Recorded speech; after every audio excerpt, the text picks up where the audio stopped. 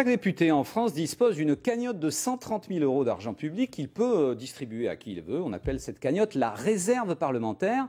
Et si vous allez sur notre site internet France 3 Côte d'Azur, vous allez voir à quelle association ou à quel organisme tous les députés de la région ont versé de l'argent. Et justement, gros plan ce soir sur une polémique dans le Var. L'association des contribuables a décerné 5 lingots d'or pour le clientélisme des députés. Et c'est Georges Ginesta, député maire de Saint-Raphaël, qui est le premier de la liste. L'association l'accuse d'avoir attribué la totalité des 130 000 € à sa propre ville. Certains maires des communes alentours, effectivement, n'apprécient pas vraiment. Francis Mallory avec Jean-Paul Bierlein. Chaque député dispose en moyenne de 130 000 € dont il décide librement la répartition.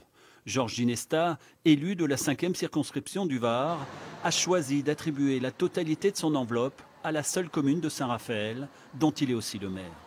Auparavant, j'avais une circonscription qui était beaucoup plus importante en nombre de communes et j'avais des petits villages. Et à ce moment-là, je répartissais ma réserve parlementaire sur des petits villages. Désormais, je n'ai plus que des grandes villes. Or, distribuer 10 ou 15 000 € quand je faisais avant à 10 ou 20 communes, ça n'a pas de signification pour les grandes villes voisines. D'ailleurs, elles ne me demandent rien. Rien, ou presque. En réponse, les élus des villes concernées par cet oubli, volontaire ou pas, en profitent pour attiser une rivalité politique qui ne se cache plus. On a pris acte de ce que M. Ginesta a fait de sa réserve parlementaire, mais après il n'y a absolument pour nous rien d'étonnant, puisque M. Ginesta a de toute façon est toujours très coutumier du fait que de confisquer son pouvoir toujours pour sa ville et par sa ville. Nous n'avons pas à mendier, il sait de quoi nous avons besoin, ne serait-ce qu'après les inondations de 2011. Il savait dans quelles difficultés financières nous étions.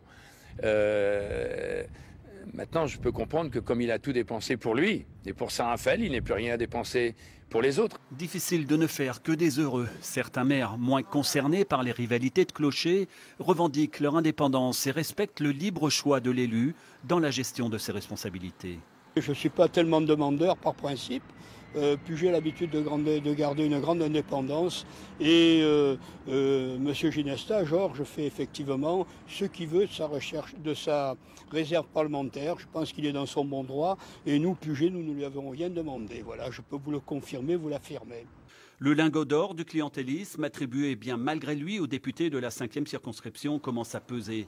Même s'il est dans son droit, se retrouver en tête d'un palmarès sur l'utilisation contestée de l'argent public n'est jamais très plaisant pour un élu.